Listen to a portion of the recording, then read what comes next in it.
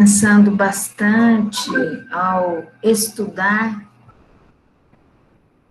este capítulo, nós vamos iniciar nessa semana um capítulo muito importante do Evangelho, que é o capítulo 11, Amar ao próximo como a si mesmo.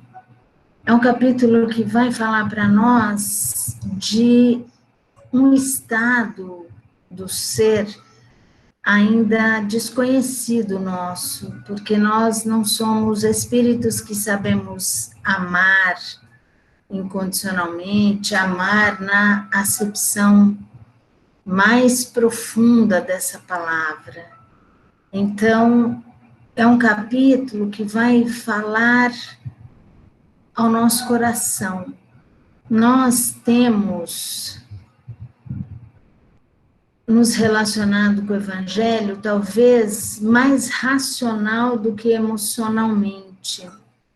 E pode ser que esse seja o grande problema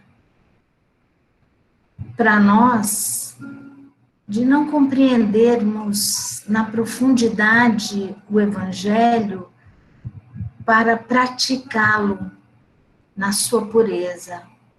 A prática do Evangelho para nós tem exigido grandes esforços. Nós estivemos até agora estudando as bem-aventuranças, e nas bem-aventuranças, Jesus veio nos trazendo convites importantes, convites sempre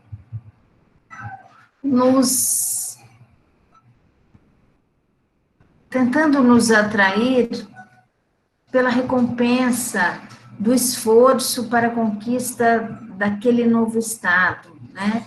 A compreensão da aflição como recurso de crescimento espiritual, a compreensão da necessidade da conquista da humildade para que possamos estar aptos a vivenciar o reino de Deus, a conquista da pureza de coração para nos identificarmos com o Pai, sermos identificados como seus filhos, a conquista da mansuetude, da pacificação, para que nós possamos ser reconhecidos pelo Pai, a conquista da misericórdia, como um estado que nos dá base para possibilidade de amar como Jesus nos ensinou.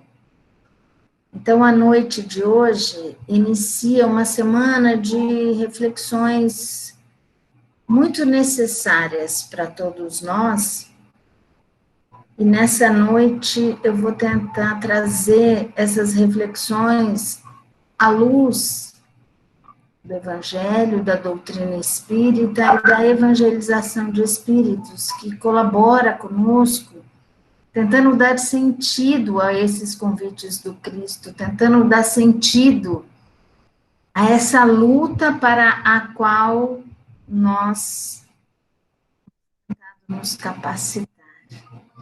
Para tanto, nós vamos iniciar nossa reunião de mentes e corações, como sempre fazemos, levando a Deus uma prece, pedindo o concurso dos bons espíritos, buscando nos aproximar de Jesus. Porque Jesus é para nós, nesta encarnação específica, o grande farol que ilumina a nossa intimidade, que ilumina a nossa caminhada, nos mostra, procura nos dar visão daquilo que tem dentro de nós, procura nos dar visão do caminho a seguir. Então, Jesus é para nós um grande roteiro através do seu Evangelho. Vamos, então, juntos nos aproximarmos do Mestre pelo pensamento e pelo coração. Senhor Jesus, estamos reunidos em Teu nome. Todas as vezes que buscamos o Teu Evangelho, é o seu aconchego para as nossas almas cansadas que estamos buscando. Estamos verdadeiramente desejosos de dar um salto em nossa caminhada evolutiva. A presença nesta encarnação demonstra o quanto isso é real em nós. Envia os bons espíritos aos nossos lares. Estamos conectados pela teia do teu evangelho, através da possibilidade tecnológica de nos aproximarmos uns dos outros nesta noite. Que os bons espíritos, os protetores espirituais de cada um de nós esteja presente em nossos lares, esteja próximo de nós, de nossos familiares, nos amparando, nos iluminando, nos estimulando. Que a tua luz seja conosco nesta noite. Em nome de Deus, que assim seja.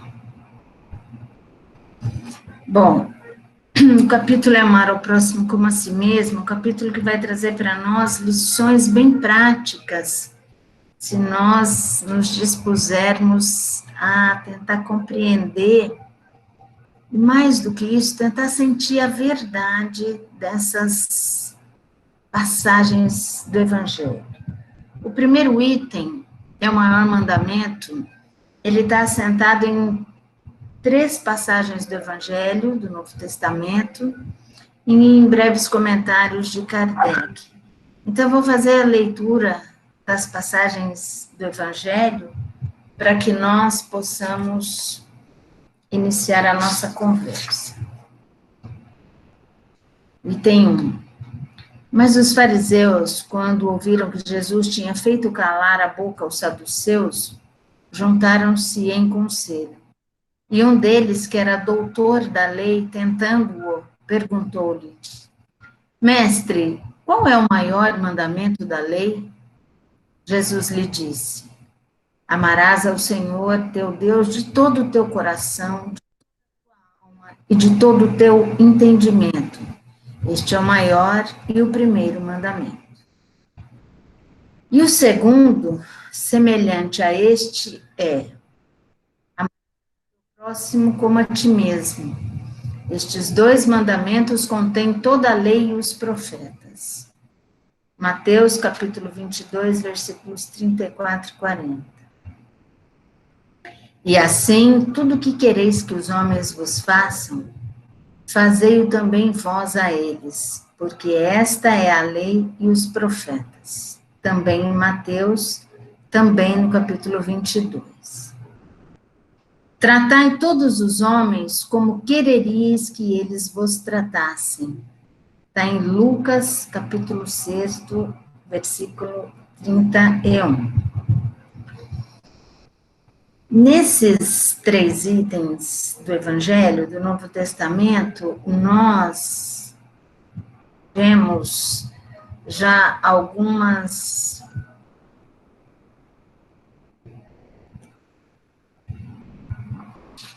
dicas importantes de Jesus.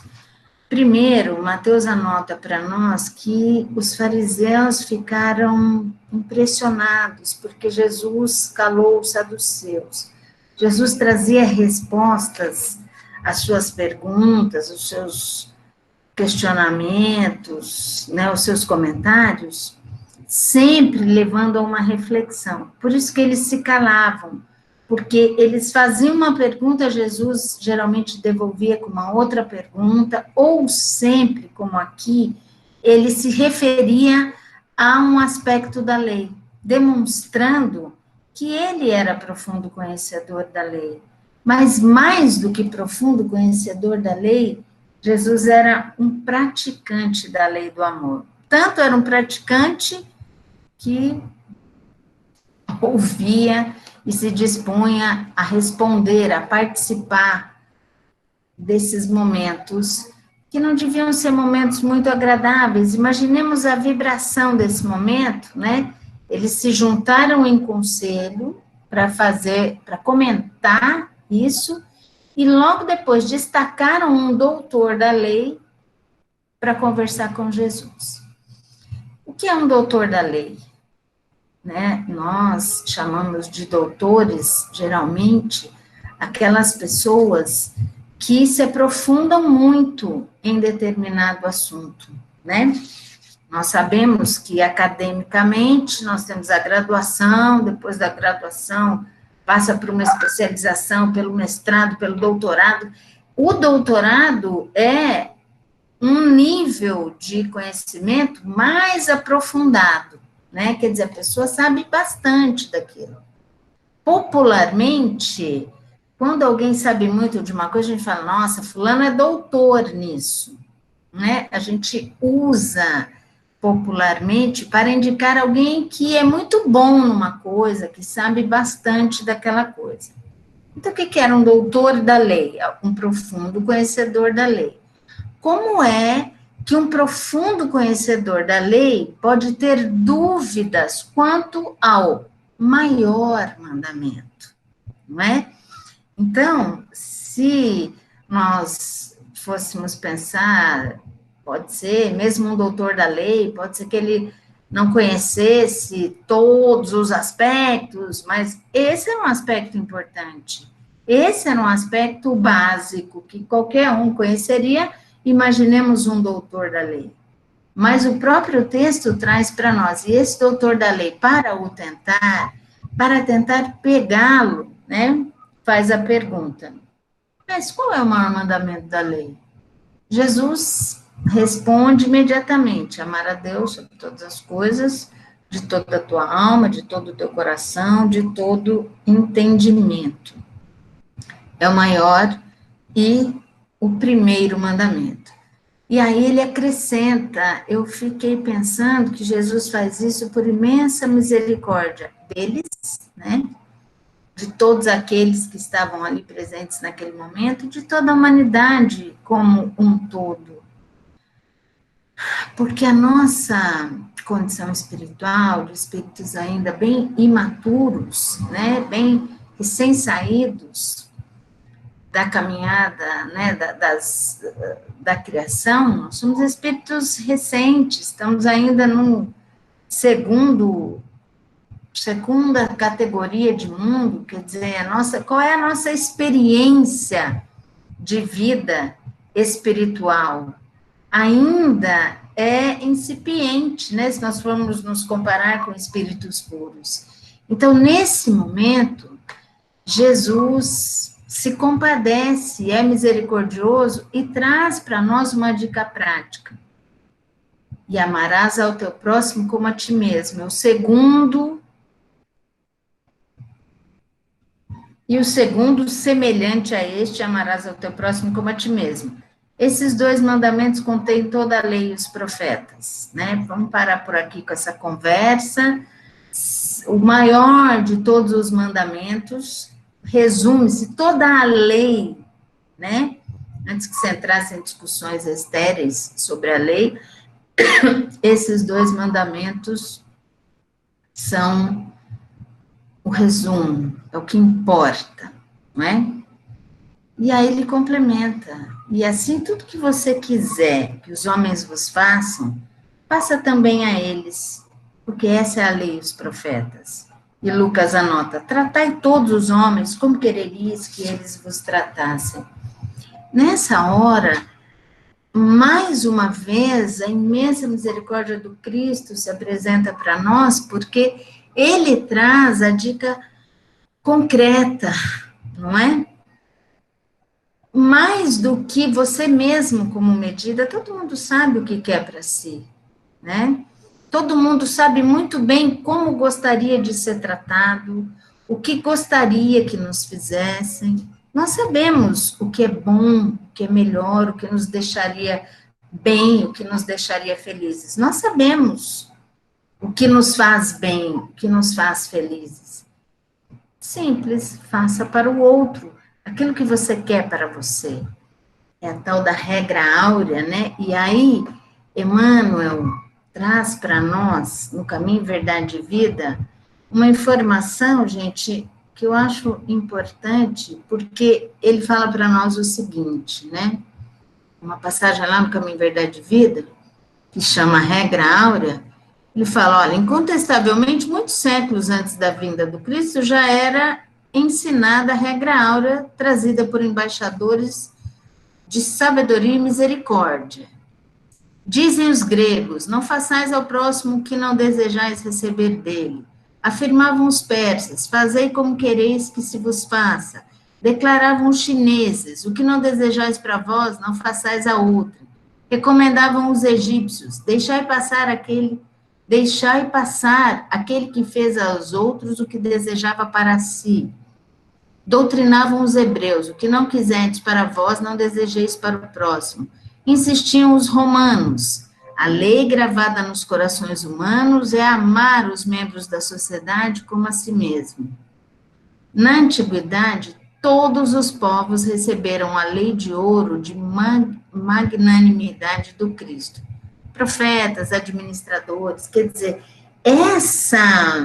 essa ideia de que numa relação nós devemos, né, nos localizar como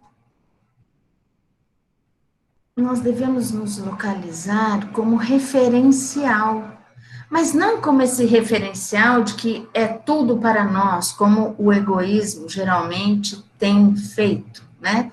Mas com esse referencial de que tudo que eu quero, eu vou oferecer, não é? Quer dizer, é uma aplicação prática da lei de amor. Faz para o outro o que você quer para você. E aí eu queria chamar uma reflexão. Será que nós temos nos pautado pela regra áurea? Vamos imaginar como nós temos nos comportado uns com os outros para que nós possamos refletir se estamos realmente oferecendo aquilo que queremos. Então, vamos imaginar em nossos relacionamentos, nós temos oferecido tudo aquilo que nós queremos receber?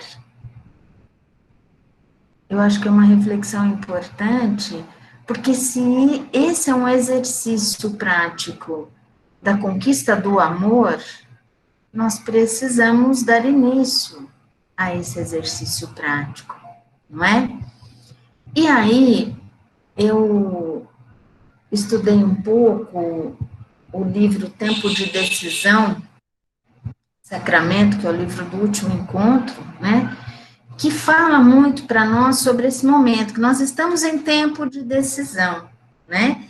E que estar em tempo de decisão é estar em tempo de tomar uma regra de conduta e esforçar para mantê-la.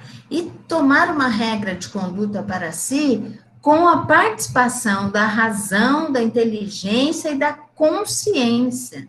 Porque nós somos espíritos, eu disse no início que ainda novos, né, na criação, mas que já temos uma certa experiência de relacionamento ao longo das diversas encarnações que já tivemos e que já sabemos o que é o resultado daquilo que oferecemos uns para os outros, né? Então, Eurípides vem trazer para nós o valor da encarnação, o valor de um planejamento que vai nos ajudar nisso. Vejam bem, por que eu estou falando isso? Eu li uma passagem da Madre Teresa de Calcutá que me chamou muito a atenção. Ela diz assim: acredito que o mundo está de ponta cabeça e sofre muito porque existe tão pouco amor no lar e na vida familiar. Aonde é o nosso primeiro campo de experiência do amor? Onde que é o nosso primeiro campo de vivência do amor? É no lar. E que lar é esse? quem são os espíritos que estão compondo o lar, não é? Nós fizemos um programa de sucesso, porque ninguém fez uma programação reencarnatória de grande porcentagem de possibilidade de fracasso. Ao contrário, nós estruturamos um plano para que a nossa caminhada naquele espaço de tempo da encarnação possa ser exequível, porque nós já lemos tanto na doutrina espírita o quanto que lá na espiritualidade, mais lúcidos, nós nos empolgamos e queremos resolver um monte de coisa, e os amigos às vezes falam, olha, é melhor você baixar, né, as expectativas e tentar se pautar em questões menores do ponto de vista de quantidade, né, em vez de, quero resolver isso, não, vamos... Tem essa bateria. Vamos nos... Estranho porque eu liguei aqui, gente. Vamos nos ater àquilo que somos capazes de fazer. Se temos uma lista imensa de necessidades, nós vamos priorizar essa lista, para aquilo que nós somos capazes de realizar. Então, nos fala Eurípides, né, no planejamento reencarnatório, que nós temos... Só um minuto, gente. Não sei o que está acontecendo aqui.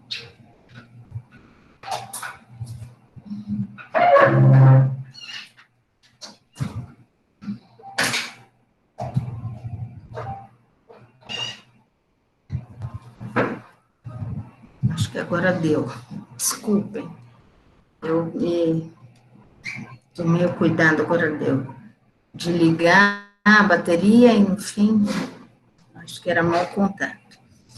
Eurípides, ele nos traz a importância de compreender esse estudo de necessidades. Então, nós temos no planejamento reencarnatório um aspecto super importante, que são as nossas injunções reencarnatórias, que estão dentro das nossas famílias, não é?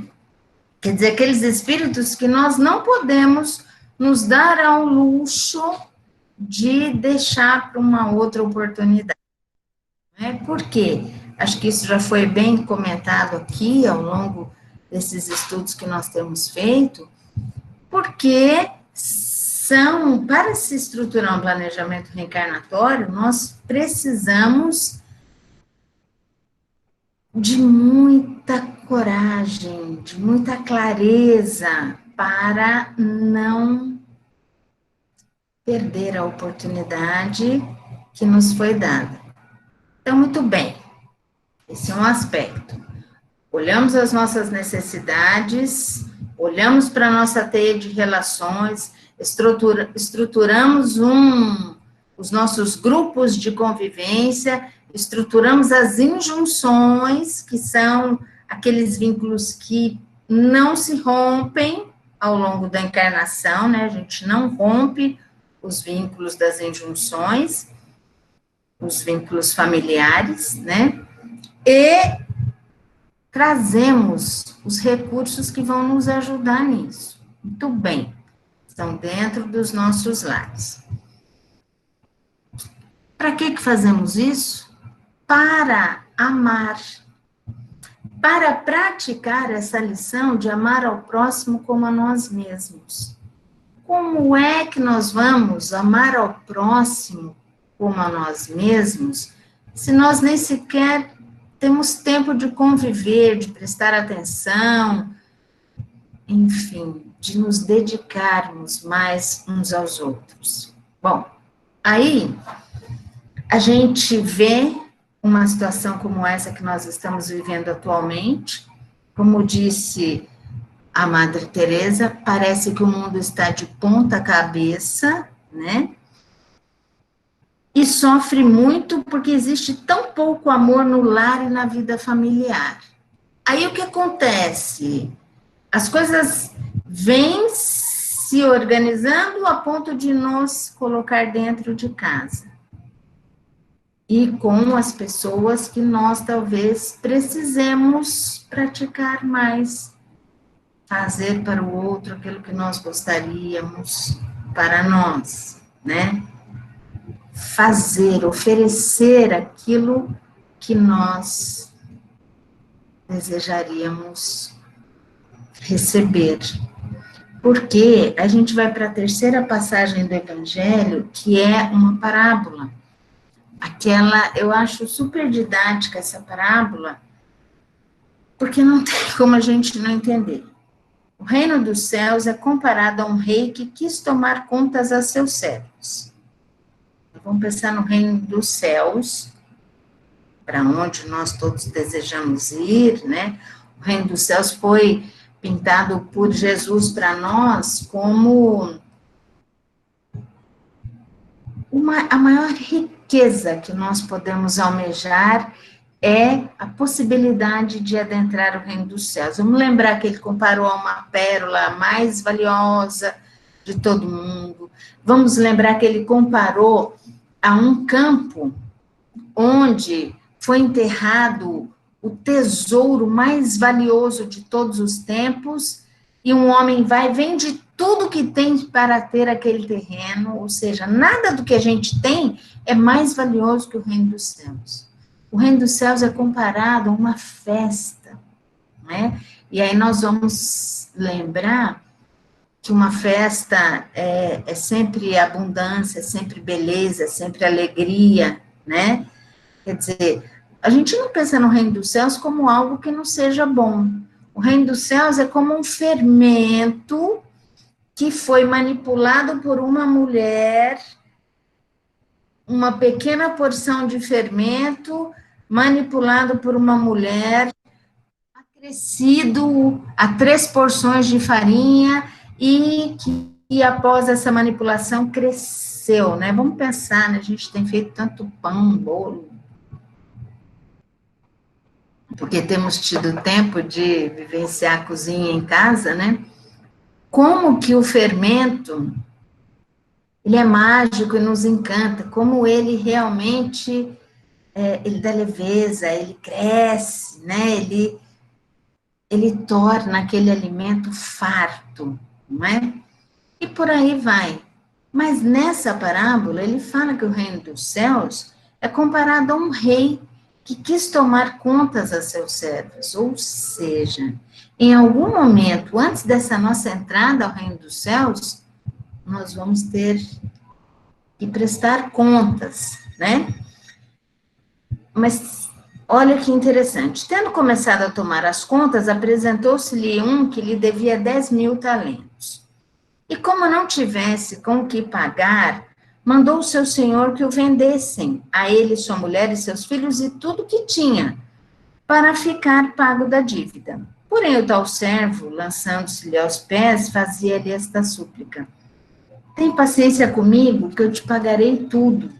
Então o senhor, compadecido daquele servo, deixou-o ir livre e perdoou-lhe a dívida. O reino dos céus é comparado ao senhor que foi tomar as contas ao seu servo, que não tinha com o que pagar, mas, demonstrando a intenção de pagar, conquista a misericórdia do Senhor. Quando ele perdoa a dívida, ele foi misericordioso. No reino dos céus, a misericórdia é uma energia presente, é uma condição presente, não é?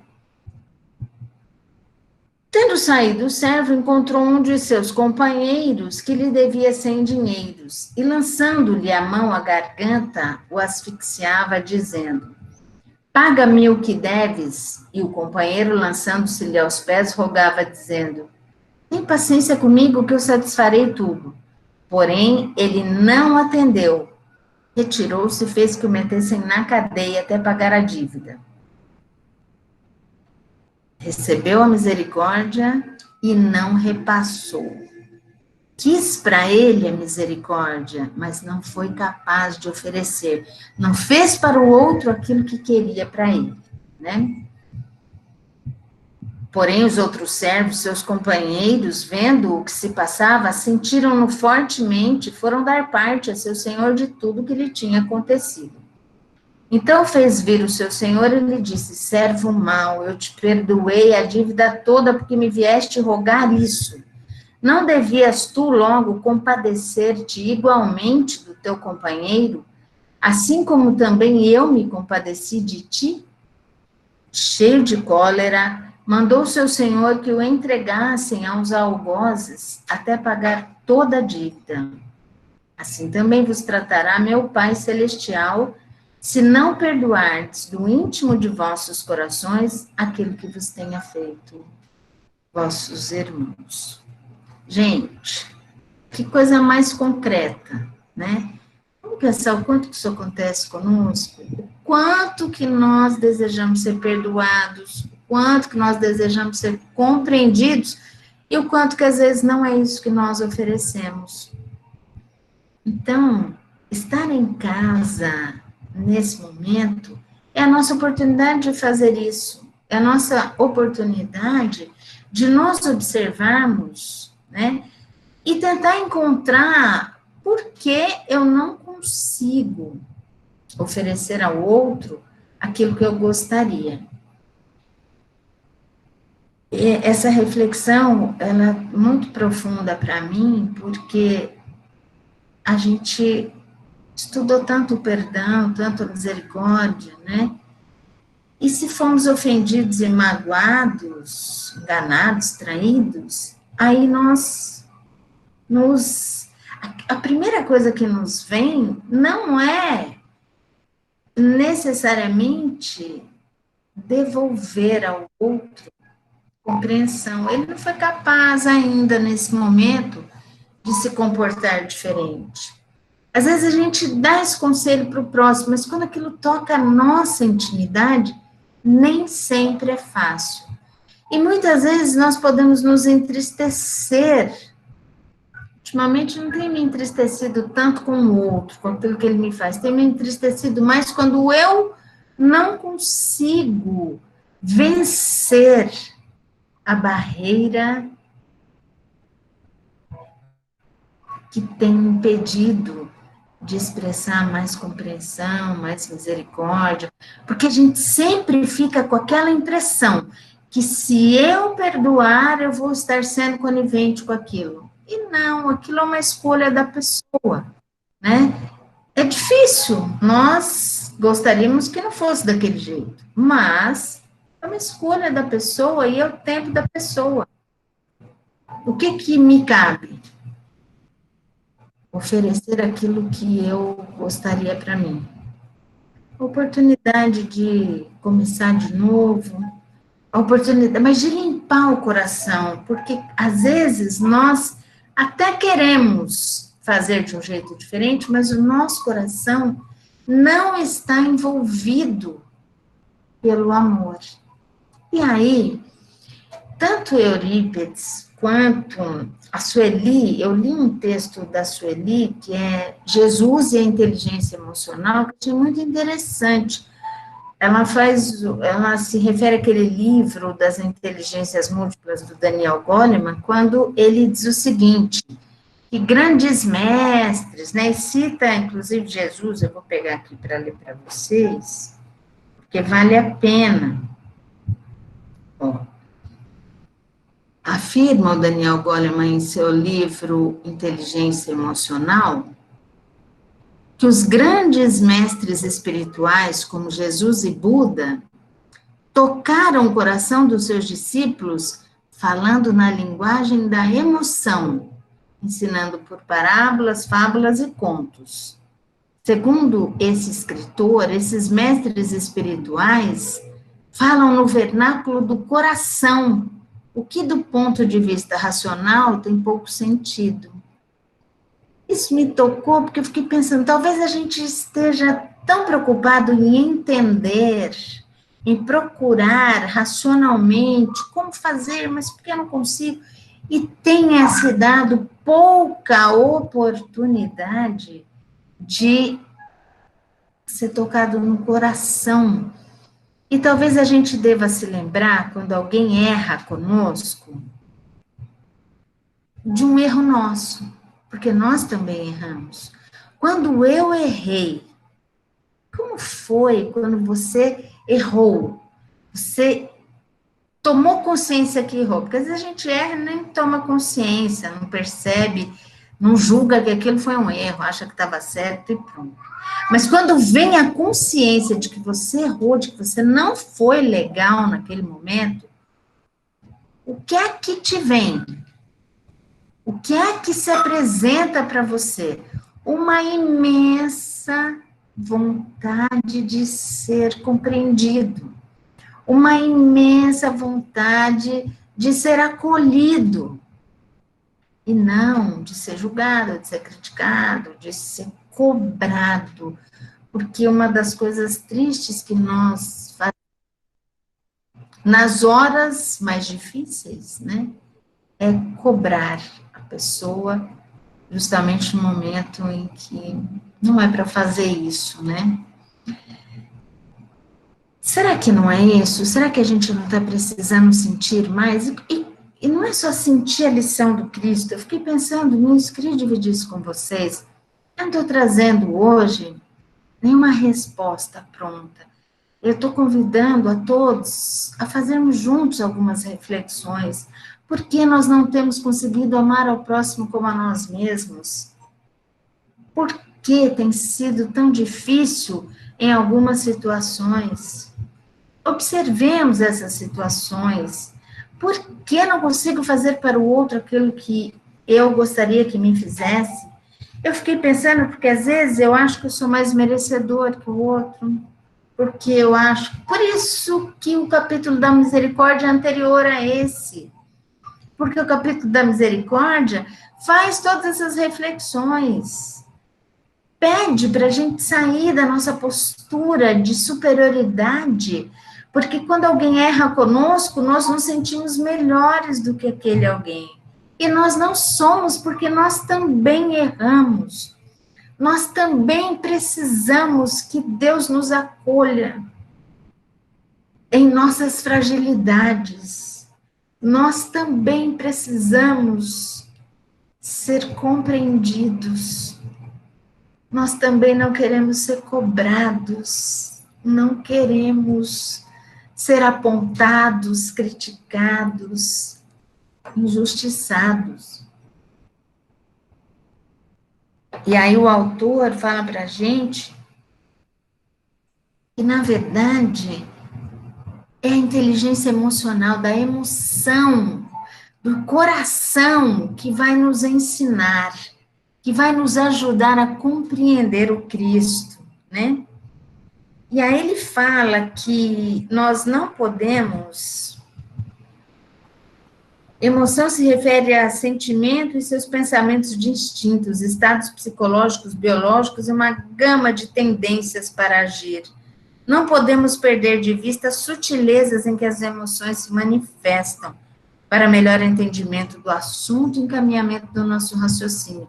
A gente precisa perceber que sentimento, que emoção vem até nós.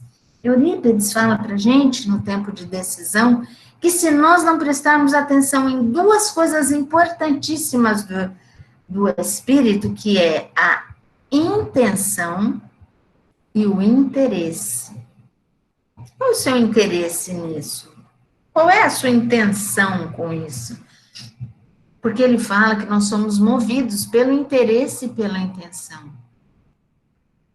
O que acontece que nós temos barreiras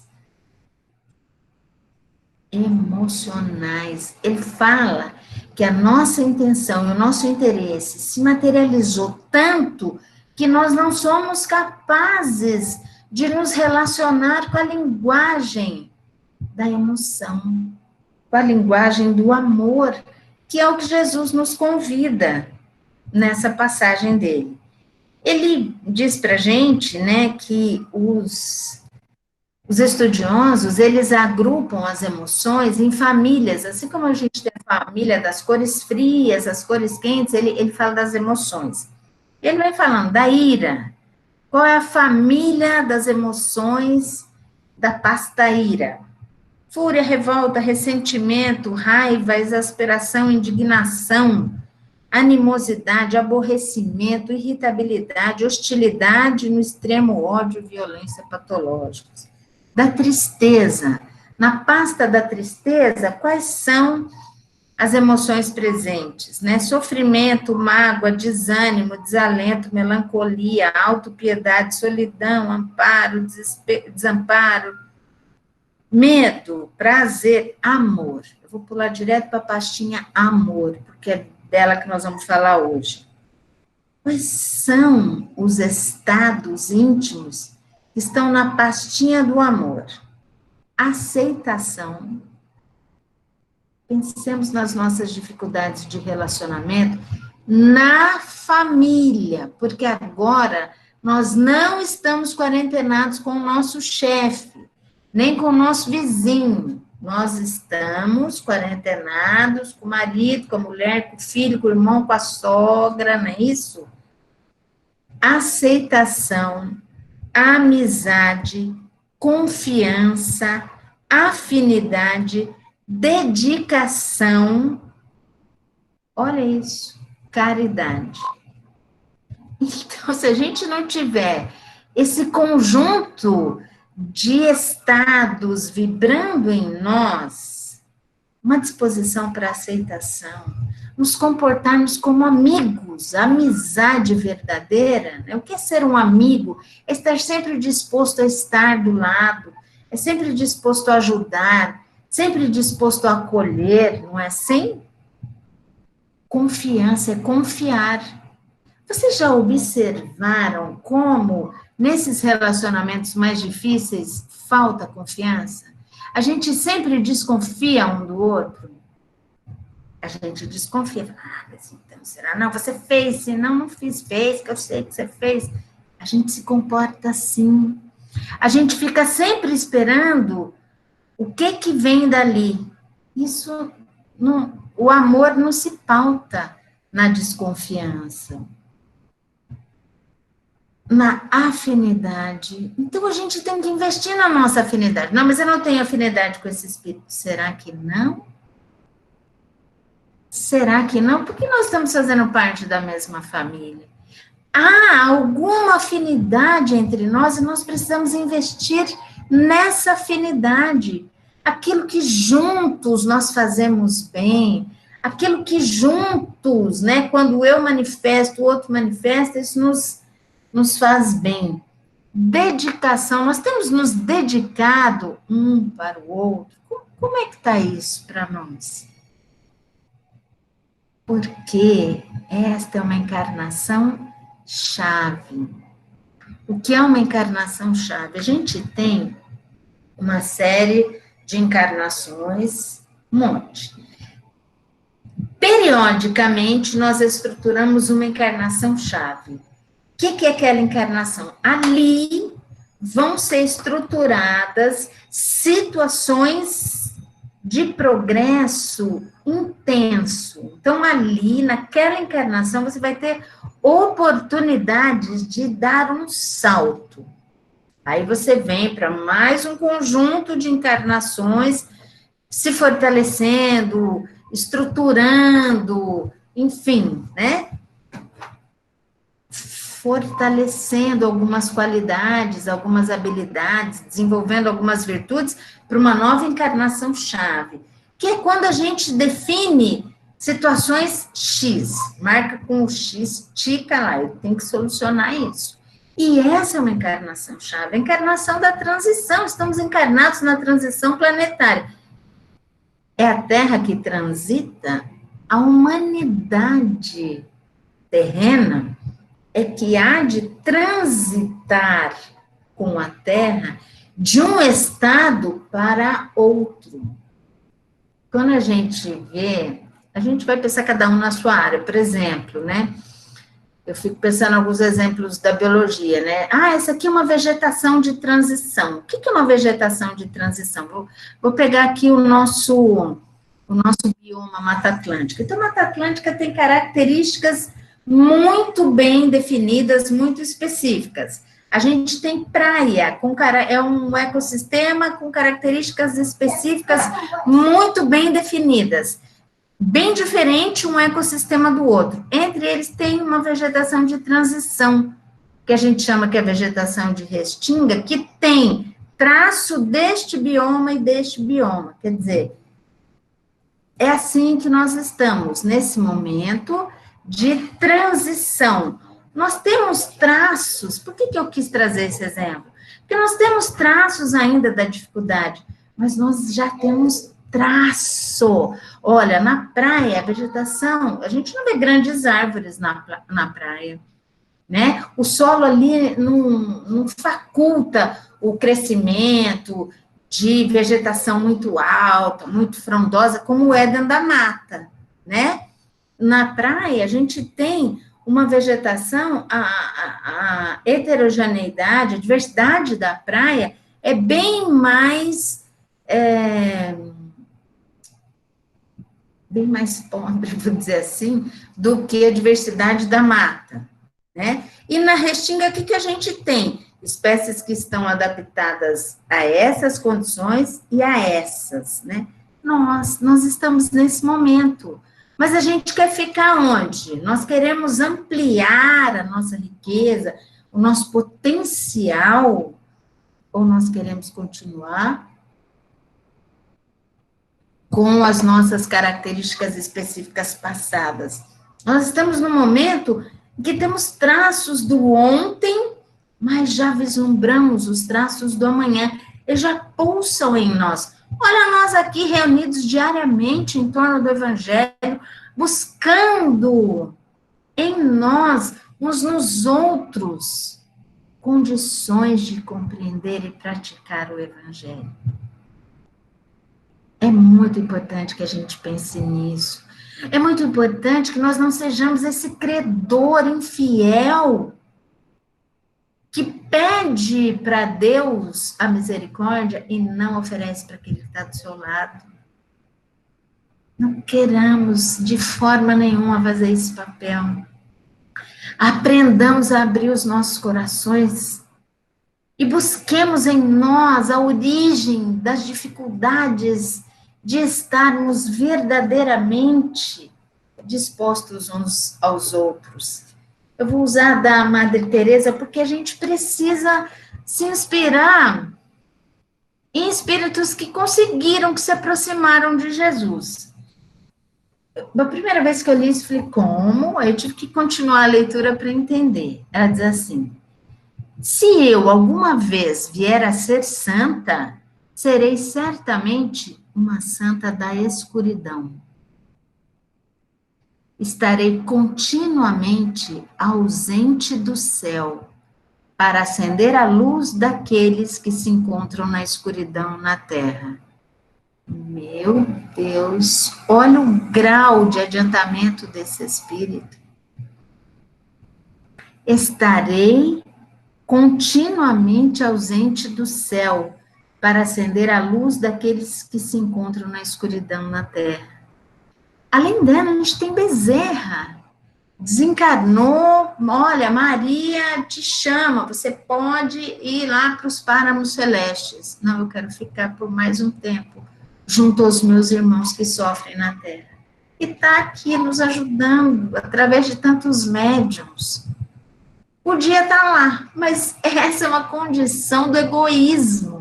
E um espírito que ama venceu o egoísmo, porque amar é estar pelo outro.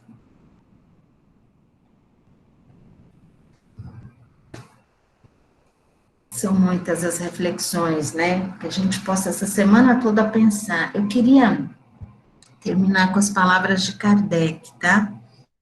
Amar ao próximo como a si mesmo, fazer aos outros como quereríamos que nos fizessem, é a expressão mais completa da caridade, porque resume todos os deveres para com o próximo. Não se pode ter, nesse caso, guia mais seguro do que tomando como medida do que se deve fazer aos outros o que se deseja para si mesmo. Com que direito exigiríamos de nossos semelhantes melhor tratamento, mais indulgência, benevolência e devotamento do que lhes damos? A prática dessas máximas leva à destruição do egoísmo.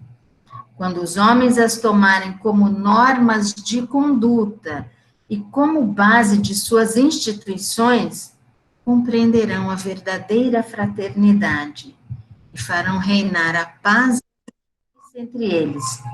Não haverá mais ódios nem dissensões, mas união, concórdia e mútua benevolência. Isso tudo se estrutura dentro dos lares. Que nós possamos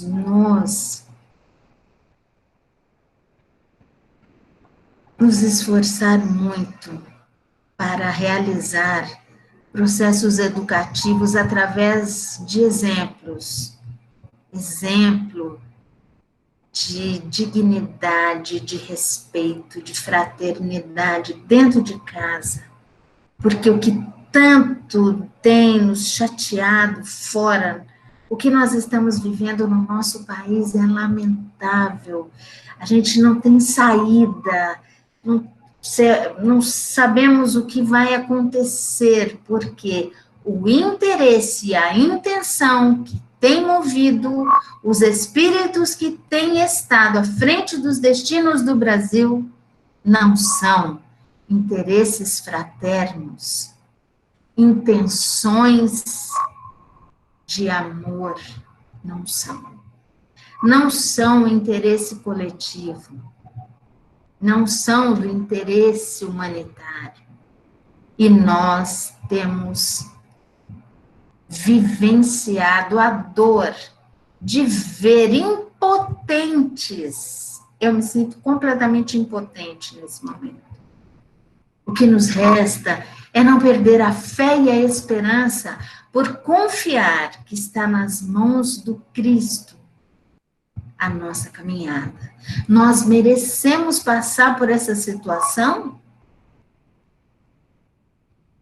Talvez ela seja bastante educativa para nós. Precisamos estar mais atentos a nós, aqueles que estão conosco, para nos comprometermos com o desenvolvimento do amor em nós. Muito obrigada a todos vocês pela oportunidade dessa noite. Muito obrigada. Eu não sei se vou ter tempo de ver o que vocês colocaram, vou tentar ser breve. Nem sempre nos conseguimos colocar no lugar do outro por puro egoísmo, orgulho, e não percebemos o quanto estamos agredindo a lei. A questão é essa. Nós estamos infringindo a lei. Quando não nos comportamos com amor, caridade, somos infratores da lei. Deixamos de exercer o mandamento maior de amar o próximo como a nós mesmos. Ótimo, é isso mesmo. No livro É Tempo de Amar, tem um trecho que diz: a família é o mais expressivo laboratório dos sentimentos. É aqui que a coisa pega, como diz o pessoal, né? No meio dela, vamos lapidando os nossos sentimentos, mudando nossa compreensão em relação ao outro. O que é que nós esperamos uns dos outros em família? Nós não viemos aqui para cobrar uns dos outros, nós viemos aqui num plano coletivo de crescimento. Nós contamos uns com os outros. O que é que nós temos a oferecer? Será que a gente consegue chegar para os nossos familiares e dizer: conte comigo, eu tenho para te oferecer? Vamos fazer esse exercício, que a gente consiga essa semana olhar para nós. O que eu tenho para oferecer para a minha família? O que de melhor em mim eu vou colocar à mesa para alimentar os espíritos que convivem comigo? Nosso orgulho é o grande dificultador do perdão.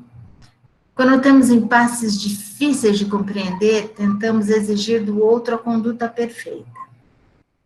A linguagem do amor é clara, mas não conseguimos agir baseados nele quando nos sentimos desafiados e inseguros. Não conseguimos, Vivi. A grande questão é essa. Que Deus nos abençoe. Não vamos perder a fé. Não vamos perder a esperança. Porque nós estamos aqui por imenso amor, por imensa misericórdia de Deus. Eu queria muito agradecer a todos vocês por essa oportunidade. Eu me emociono muito, porque são reflexões profundas. Porque, como vocês, eu desejo profundamente, verdadeiramente amar. E havemos de alcançar esse estado luminoso de ser. Jesus nos inspire, nos ampare, nos abençoe. Vamos nos unir em pensamentos. Obrigada, Jesus, por nos trazer esse roteiro de luz, por nos ensinar o passo a passo, na busca do melhor em nós, para aprendermos a buscar o melhor naqueles que convivem conosco. Nesta noite pedimos bênçãos para os nossos lares, que o Evangelho esteja mais presente entre nós, que possamos falar para as crianças, para os jovens, entre nós, o valor do esforço do amor. Queremos pedir por todos os lares que estão sofrendo as dores das perdas, a dor do medo, a dor da fome. Queremos pedir que os teus enviados, como estrelas cadentes, estejam conosco a iluminar nossas mentes. Pedimos aos bons espíritos que a nossa água, tornando-se um bálsamo, um elixir vitalizante das nossas forças espirituais. Que as luzes do mais alto nos alcancem. Ser conosco porque queremos muito ser contigo, Mestre amado. Imensa gratidão pelas lições, pelo amor, pela misericórdia. Que assim seja. Obrigado, amigos. Até amanhã. Que Jesus nos abençoe.